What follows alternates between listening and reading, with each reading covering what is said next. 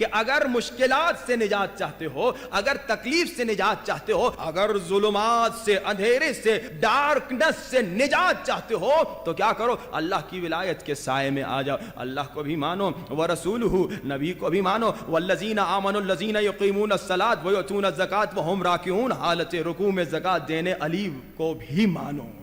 لیکن اب گفتگو کل والی، مانتے تو ہم زبان سے بہت ہیں، ماشاءاللہ زبان سے جتنے شیعہ ہیں، جتنے سنی ہیں، سب مولا علی کو مانتے ہیں۔ کوئی شیعہ ایسا نہیں، کوئی سنی بھائی ایسا نہیں جو زبان سے کہے ہم علی کو نہیں مانتے، زبان سے تو سب مانتے ہیں، مگر ماننا کیسا ہے؟ کل آپ نے سنا 50-50 والا کام نہیں چلے گا۔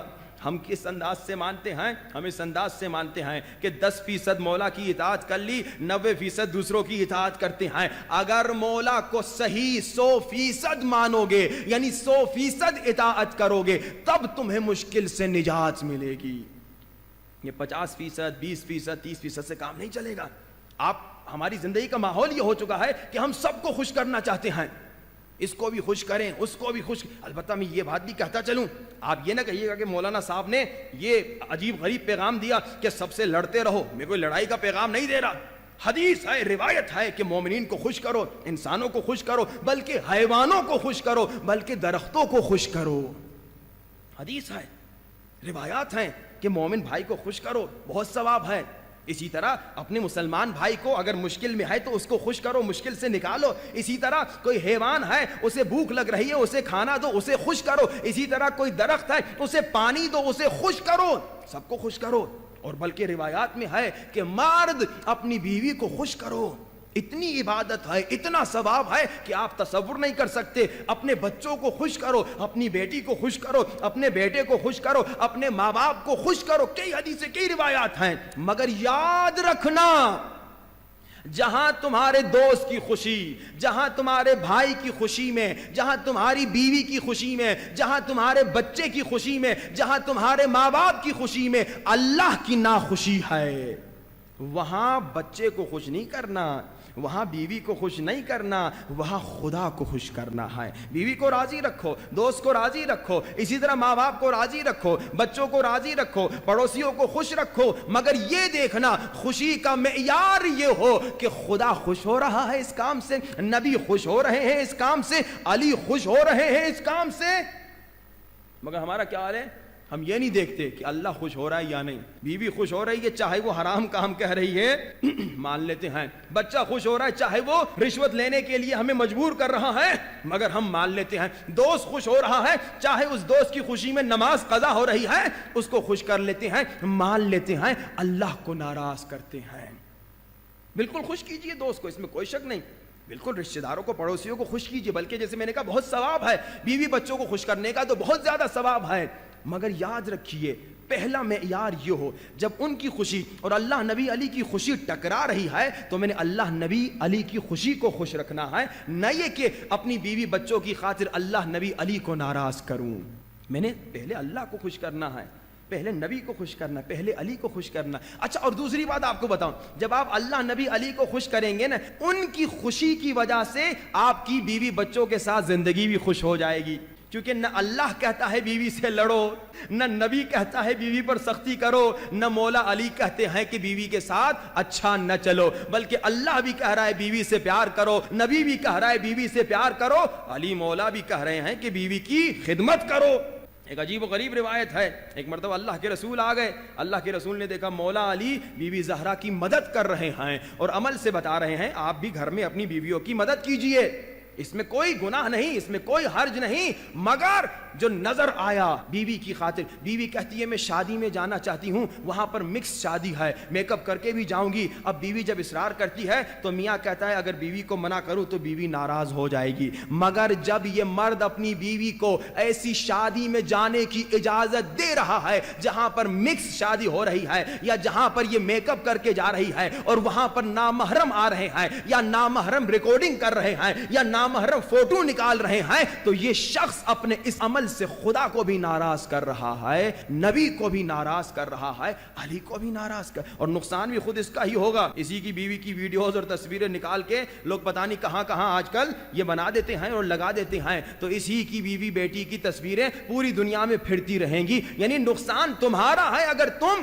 علی کی اطاعت نہیں کرو گے, لیکن اگر تم علی کی اطاعت کرو. علی مولا نے کہا غیرت مند مرد جو ہے کبھی اپنی بیوی کو, اپنی بیٹی کو نامحرم کے سامنے جانے کی اجازت نہیں دیتا, ایسی جگہ پر نہیں بھیجتا جہاں گناہ ہے, میک اپ کر کے باہر نکلنے کی اجازت نہیں دیتا.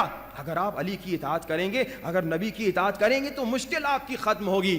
اگر چاہتے ہو مشکلات ختم ہو تو در علی پہ آ جاؤ. اور ہم نے ایک مشکل پر گفتگو کا وعدہ کیا کہ شروع کریں گے اور انشاءاللہ ان 5 دنوں میں گفتگو کریں گے.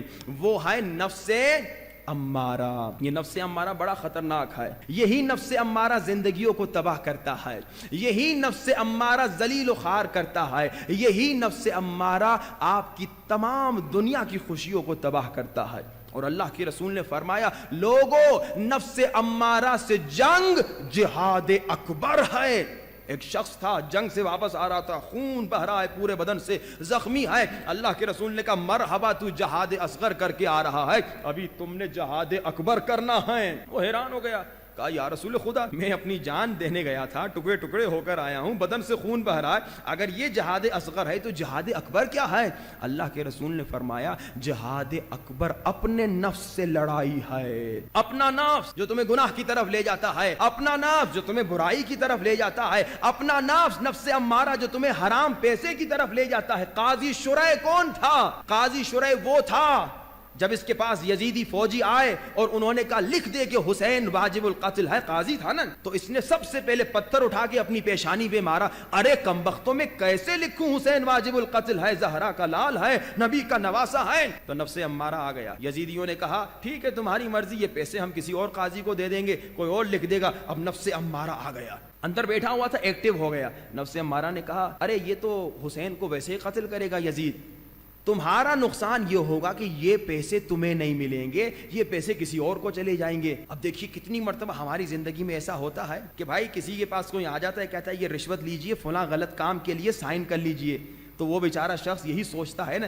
کہ بھائی سائن میں نہ کروں تو یہ کسی نہ کسی طریقے سے یہ کام تو کروا لے گا, میرا نقصان یہ ہوگا کہ یہ پیسے میرے جیب میں نہیں آئیں گے. یہ نفس امارہ ہے. لیکن اے انسان روح کی آواز آتی ہے. قاضی شرح کی روح نے کہا ارے قاضی شرح ایک سگنیچر کی وجہ سے چاہے تمہیں 10 کروڑ مل جائیں مگر یہ 10 کروڑ دنیا میں رہ جائیں گے, آخر تو نے مرنا ہے. اگر تو نے لکھ دیا حسین واجب القتل ہے, کل رسول کو کیا منہ دکھاؤ گے؟ مگر یہ نفس کی بات سن گیا, تباہی کی طرف گیا. ظاہراً پیسے ملے, ظاہراً لگژری لائف ملی, ظاہراً بڑا گھر ملا, ظاہراً بڑی چیزیں ملی, مگر کتنے سال کے لیے؟ ہم اور آپ کتنے سال رہیں گے؟ 5 سال اور 10 سال اور 30 سال اور بھائی کتنے سال؟ 50 سال اور زیادہ سے زیادہ عمریں کتنی ہیں؟ 100 سال. 60-70 سال کے بعد تو بندہ خدا چلنے میں بھی بیچارے کو تکلیف ہوتی ہے, اس کا اور اس کا محتاج ہوتا ہے. یعنی یہ دنیا کی 60-70 سال زندگی کی خاطر ہم آ کے ایسا کام کر لیتے ہیں نعوذم باللہ, کوئی رشوت لیتا ہے, کوئی بزنس میں خیانت کرتا ہے, کوئی حرام کرتا ہے, تھوڑی دیر کی لذت کی خاطر نفس امارہ کی آواز جو سنتا ہے وہی تباہی کی طرف جاتا ہے. مگر تاریخ نے ایک اور شخص بھی بتایا جس کا نام حضرت حر علیہ السلام ہے. اچھا حر کی زندگی ہم بڑی آسانی سے کہہ جاتے ہیں کہ حر نے توبہ کی, حر حسینی بن گیا, علیہ السلام بن گیا. نہیں, اتنا آسان پروسیس بھی نہیں تھا.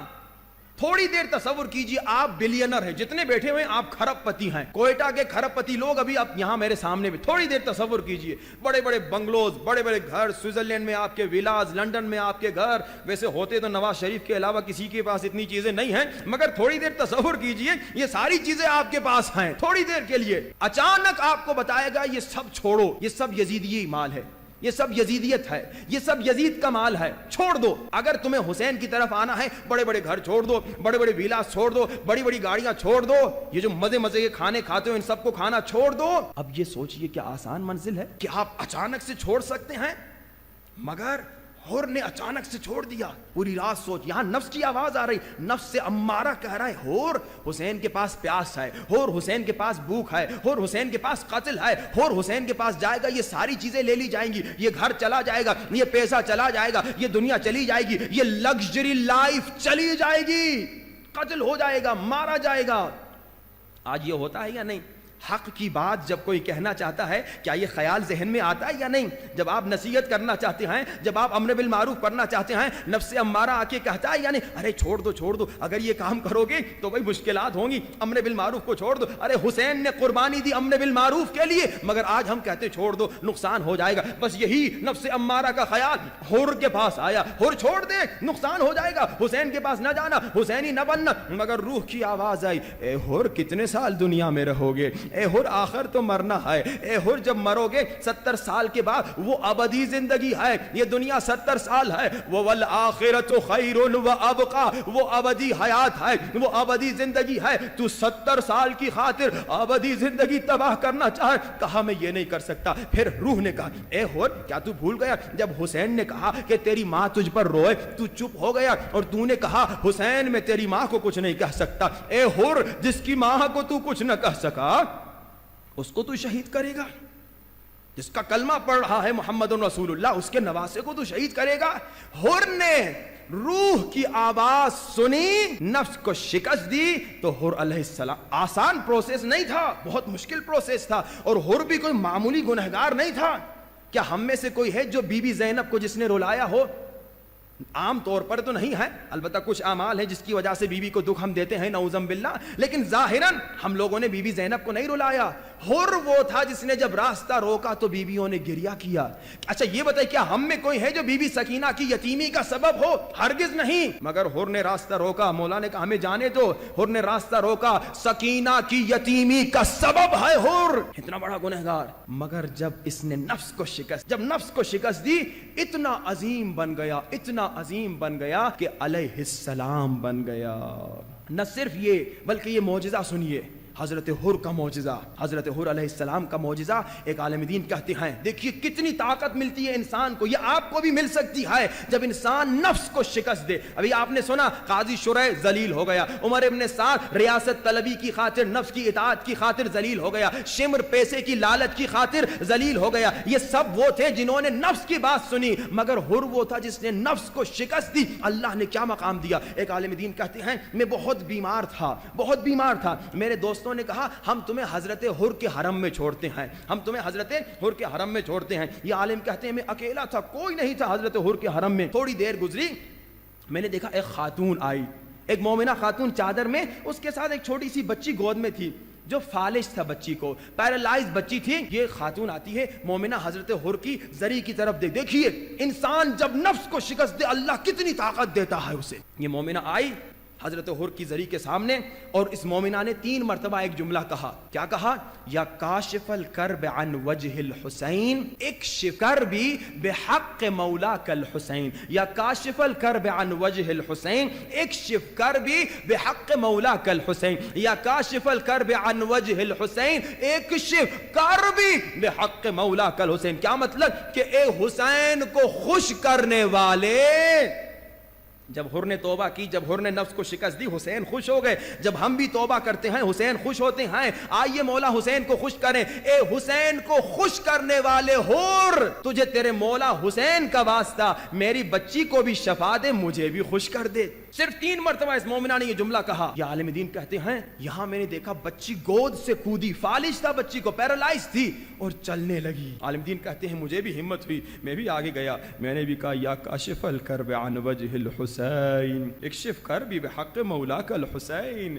اے حسین کو خوش کرنے والے مجھے بھی خوش کر دے, مجھے بھی شفا دے دے. یہ عالم کہتے میں نے بھی 3 مرتبہ یہ جملہ کہا, حضرت حور نے مجھے شفا دے دی. کوئی امام زیادہ نہیں ہے, کوئی سید زیادہ نہیں ہے, کوئی نبی زیادہ نہیں ہے, یزیدی لشکر کا سپہ سالار تھا, مگر جب توبہ کی, جب نفس کو شکست دی, جب روح کی بات سنی, جب مولا حسین کی عمل سے اطاعت کی, اتنی طاقت مل گئی, آج بیماروں کو شفا دے رہا ہے.